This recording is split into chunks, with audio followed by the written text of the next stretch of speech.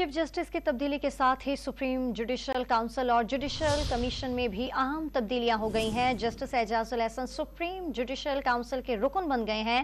तफसीलात जान लेते हैं डॉन न्यूज़ के नुमाइंदे हसीब भट्टी से। हसीब, अपडेट कीजिएगा।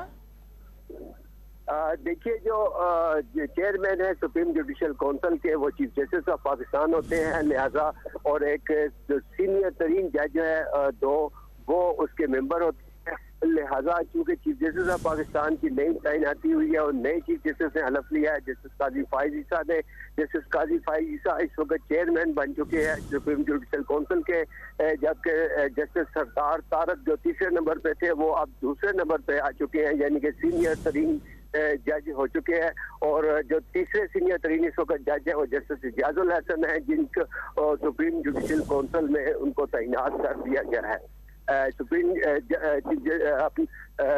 कोर्ट के इंतजामी अमूर के अंदर जो सुप्रीम जुडिशल काउंसिल है, उसके भी नई तैनाती हो चुकी है और उसके लिए आज ही जो चीफ जस्टिस पाकिस्तान ने हलफ उठाने के बाद चैम्बर पहुंचे तो उन्होंने इंतजामी तब्दीलियां कर दी हैं।